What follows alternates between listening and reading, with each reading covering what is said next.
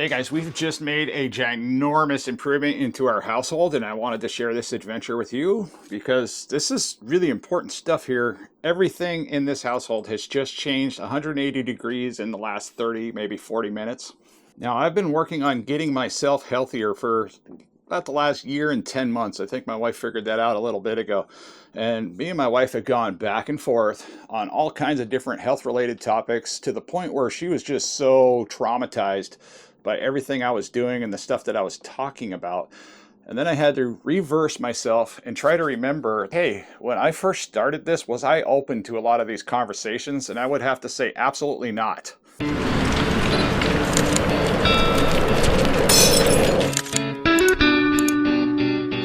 I've also been getting a lot of comments and questions about what's going on with me, what's going on with my weight. It's becoming dramatically obvious on the exterior that I'm losing weight to my customers. So my customers are constantly asking me, hey man, what are you doing to do that? I might need a little help myself. You give me some advice. And you know, I don't try to give this advice as like it's perfect science, because it's not. Everybody's different. But once you become morbidly obese, you have to do something, period. You have to do something. Because if you come straight at somebody and you're like, oh, that's no good to eat. Oh, you need to stop doing that. Oh, sugar is bad for you. Carbohydrates are horrible. What are you eating broccoli for type stuff? That is not going to come across very well to anybody out there. So I had to back up several steps and figure out, all right, how am I going to bring these topics forward in an intelligent way, especially after a year and a half plus of trying to make myself healthier as a result. Now, in her mind, everything that she's seen happen as far as my transformation from being morbidly obese, coming down to a relatively normal size weight, has been just miraculous to her. And she's seen the foods I'm eating, she's seen the foods that I shouldn't be eating, and it just kind of creates a convoluted type situation, especially when I might be going slightly off the rails at times. But I think the most important part, especially when you live with family members that are just doing whatever they want, they're eating whatever they want type of food, is we just need to slowly start showing them the proof. It takes a while.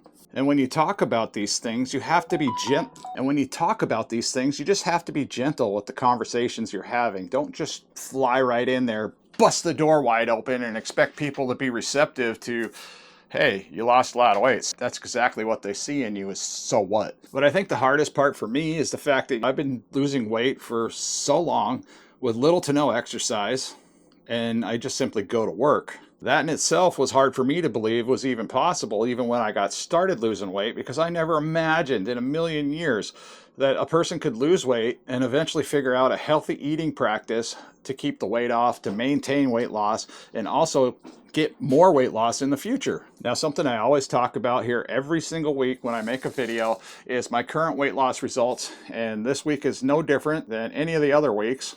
But one of the most common numbers that I was seeing this week, and I was weighing myself after I went to work and I came home at dinner time, and I was seeing the same exact weight almost every single day. And this has been going on for, it seems like 2 to 3 weeks. The lowest I've been is like 261 pounds at some point. But this week here, I just got my scale out and we jumped on the scale this morning. Let's see, 261 looks like we're going to have 261.8 pounds. Now again, I know a lot of you that have been around for a while, you've heard this number probably 100 times if you've been paying attention to any of my journey ever since the start, and I apologize that I have to keep repeating this, but this is relevant type information. 435 pounds was where I started this weight loss journey at. I'm currently down to 261.8 pounds. That's 173.2 pounds of weight loss. That is amazing. Now, my original goal weight was 235 pounds. Minus that, so I'm about 26.8 pounds away from my goal weight. And cleaning out the pantry, cleaning out the fridge, cleaning out the freezer is something I'm still working on, but let's go check that out. Now, as we've gone through this process of transitioning into a different type of lifestyle, you can see my fridge has changed completely. I'm still holding on to the hot sauces. We do have some kind of odds and ends up here. The Parmesan cheese can stay. It's not the worst thing in the world. We do have some mustard, basic soy sauce, some pickles, I'm going to be working on a better version of ranch dressing at some point, and hopefully getting my family there. This is just going to stay for now. It's probably going to go in the trash because nobody eats peanut butter and jelly in this house. But when we look up here, I got some steaks that's thawed out, sour cream. I got my favorite Talking Rain, just carbonated water. This stuff works great. This in here is grouse. Just got some basic fruits, a lot of eggs, some cheese to snack on, and we do have the basic vegetables. My family is not 100% carnivore, but they have been getting on the idea of eating a lot more meats and fats. Now here's my Alaska reindeer sausage. We have some ham, not the greatest pepperoni, so that'll be going away soon. We have some bacon. I think the important thing to mention is that we are not looking for perfection in this household. We are looking for an improvement. So like the pepperoni, for instance, I can improve that situation by buying a product called Boar's Head pepperoni. That is an incredibly clean type pepperoni. I can also buy different type of snack items to replace things like chips, healthier versions of chips. They might have a little bit of corn in there, but there are healthier options out there. Now, when it comes to cereal options, you know, I'm seriously to the point where we're done bringing in all the sugary cereals. We don't need any more. It's not helping our children in the morning. They are chronically sick all the time. When they eat these foods for breakfast, they're having a hard time paying attention at school. So we're just going to knock all that out.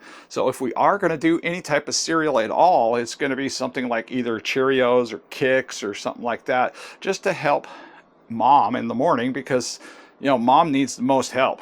Getting up in the morning, cooking eggs every single day, cooking bacon can be a little taxing at times. Sometimes you want some easier options for breakfast. No big deal. Pancakes once in a while. That's another thing. French toast once in a while. That is a reasonable option for anybody. If you want some syrup, yeah, use the actual maple syrup or birch syrup, you know, a natural type syrup. Something without the high fructose corn syrup, because all that log cabin crap, you know, that's just poison for your kids. Your kids just want it. Now, my kids don't like the organic maple syrup you buy at Costco. And I looked at them this morning and I'm like, I'm sorry, but this is how things are going to go. So you're either going to eat your pancakes without syrup, or if you want syrup, we're going to use real, you know, natural type syrups, which is not perfect. Again, it's just an improvement, and that's where we need to go. We need to make an improvement on previous mistakes that we've been making with as a family, as a whole. Because I think the problem a lot of us are facing, especially in a health related type community, is we're bombarded all the time with perfect people or people that claim to be perfect. Don't eat this, don't eat that.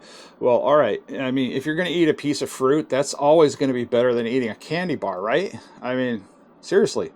I mean, if you're going to eat some vegetables from time to time, even though vegetables don't work for me, I would rather see somebody eat a vegetable and then, eat a cookie or a cake. But even with snack type options, you know, cookies and cakes, there's so many recipes out there to help us make healthier versions of cookies and cakes. You know, we can use cream cheese as the base, cottage cheese as the base, you know, to make basic breads and muffins and stuff like that. And then if you want to have like a birthday cake, there are healthier options out there. We just have to do it. And like, oh my gosh, you have to do something. That's where people lose their freaking mind for some reason. Just come up with an alternative. There's so many great cookbooks out there. And speaking of great cookbooks, I got the Courtney Luna cookbook as a gift from a really close friend of mine. And there's so many options in this book. I mean, we have recipes for days.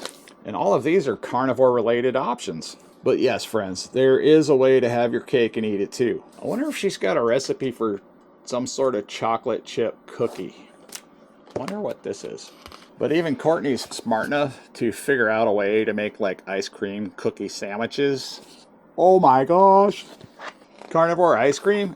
Awesome. We have a cheesecake mousse. We have vanilla cupcakes with whipped frosting. All carnivore based. So don't act like there's no options out there. And if you guys are interested, I'll provide an affiliate link down in the comment section below, possibly in the description section, if you would like to see this cookbook for yourself up close, because I do believe There's a wealth of knowledge inside this book. Now, since I've started the carnivore diet, I've had a lot of people say, well, I can't afford to eat steak every day, but they can afford to take days off, sick days off. They can afford doctor's appointments, dental appointments, stuff that I don't have to do anymore. I can't afford to do that all the time. I make a lot more money by actually being at work. So now that I'm at work more often than I'm not at work, yeah, I have plenty of money to do whatever I want when it comes to eating healthy related type foods. Now, the only hard part with that is that once in a while, I might have to actually clean a dish or two. I might have to actually, process my own bulk meats at home. That only takes a couple of hours. It's not a big deal. And if your main food source is meats and fats and healthy animal products, it's really simple diet. I don't have to do any thinking. I'm not doing a lot of science. I'm taking very few vitamins and nutrients in order to accomplish my goals.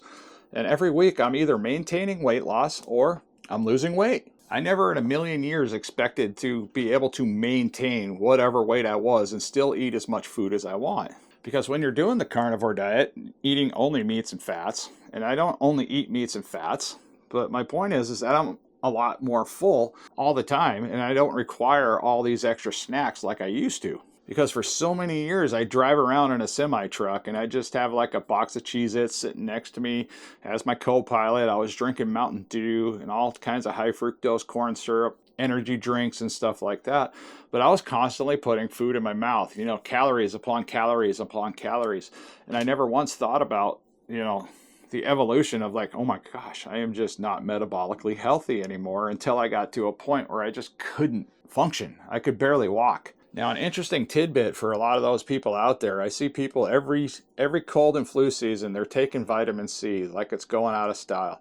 And then immediately after they're taking their vitamin C, they might have a Mountain Dew, they might have a Red Bull energy drink. Well, if you're consuming high fructose corn syrup at any point of your day, whatever vitamins you took previously to that, I'm sorry, your gut and your body is not absorbing the nutrition like you think it is, and it's just washing out the other end. So do yourself a favor. It doesn't mean, completely 100% eliminate sugar out of your life for the rest of your life. Just reduce it and also try to keep it to special occasions or special events, and that's it. And I'm sorry for you guys that have 23 kids in your household and you have a birthday every other month. Just refrain from indulging in everything that's offered at those special events. So me and my wife were having a conversation this morning because I have been sneaking in basic carnivore type foods every single night for the last, maybe 30 to 60 days. I've been making a lot of extra steaks so that way I can share it with my kids.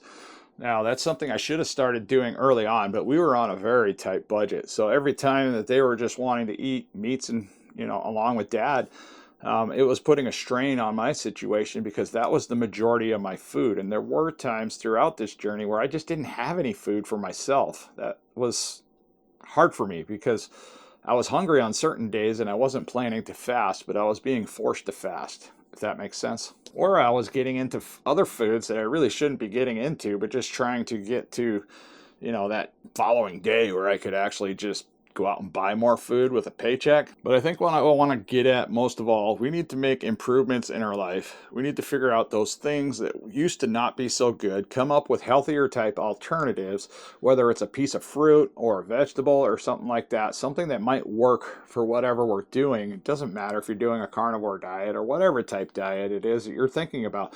Just search for the healthier options. If you're looking for baked goods, there are ways to make stuff right here in this cookbook to make it a healthier type option. Speaking of slightly healthier options, I have been experimenting this week with a cut called the tri-tip. Now, it's not exactly the fattiest cut of meat. I prefer a ribeye steak overall. But with this piece of meat here, it is relatively simple as long as you can get it to fit in your air fryer basket. Now, the one thing I have noticed about this cut of meat in particular is that you see how it's laying flat right now?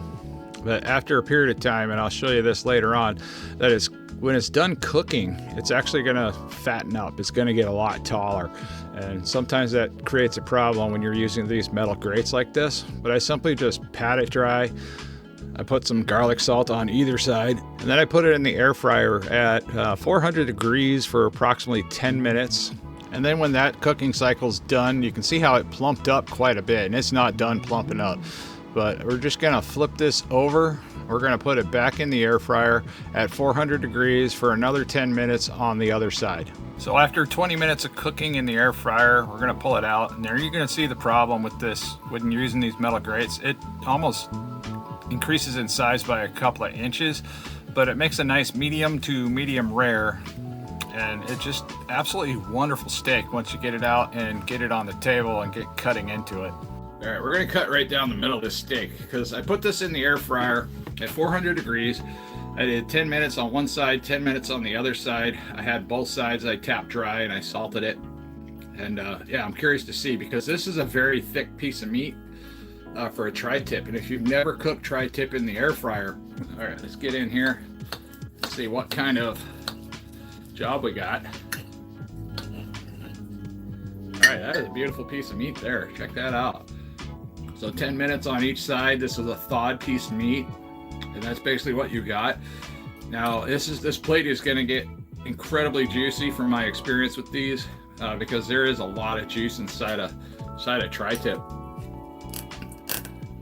So let's see if I can get a piece off, but these are awesome. The only problem, like I said before, is that tri-tip does not have a lot of fat content. So if you're eating only meats or trying the carnivore diet, I would not recommend tri-tip as an option, just because it's only protein. There's hardly any connective tissue in a tri-tip. Oh my gosh, I almost forgot. We didn't even get to go over the pantry yet. Okay, we're gonna apologize ahead of time just because the lighting in here really stinks. But yeah, this is literally what I got going on here in the pantry. Now, we do have some bread items for other members in the family, some mandarin oranges. This is some actual healthier type granola we found at Costco. Not too bad. But for the most part, there's only certain things in here that we're going to keep. This is kind of my somewhat healthy corner over here. You know, I got some tuna, I got cod livers in here, I got a bunch of nuri sardines. Very awesome product. I like these. Now, I also have a bunch of other random various types of sardines also stashed in my corner. Think is a really clean snack option if you're looking for beef sticks. Chomps is always going to be a winning option. Other random sardines, smoked oysters, and yeah, we have mackerel. And let's see, this is herring fillets. We're going to get into those at some point. But seriously, we went through and cleaned out all this down here. I just got back from the homeless camp just down the road, because there's a huge population of homeless people right down the street. And I figured, well, if I'm not going to eat all this food, I might as well just drop it off with them. So I drove through. It's definitely a pretty bad situation for many people over there, and I pray for them. But I met some extremely nice people while I was there. They were happy to take whatever food I had. It didn't matter if the cans were dusty. They were just thankful. But all right, guys, we're just going to call my diet what it is. I'm just going to call it a meat-based diet. It's technically not carnivore, because I do tend to fall off the wagon quite a bit. And I also follow a 90-10 eating principle. One of my other basic principles that helps me lose weight, and I've been using this same principle to lose weight for this entire weight loss journey, and that's 5 solid days of something. So no matter what I do in my weight loss journey, I have focused on Monday through Friday doing something very specific. It doesn't matter if it's just only eating meats and fats, trying to eat something keto friendly for an entire week. Sometimes doing a 5-day water fast has helped. There's other various types of fasting in there, like 24-hour fasting, intermittent fasting.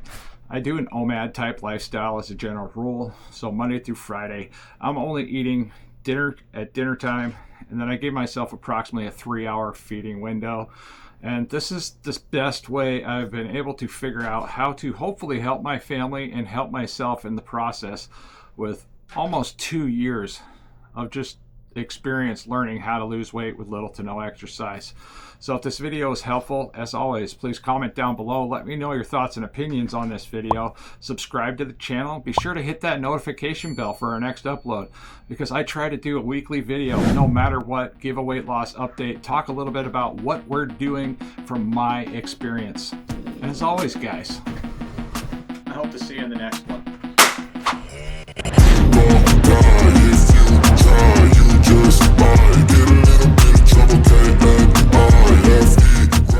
No matter what, just remember, there is nothing about a weight loss journey that's perfect.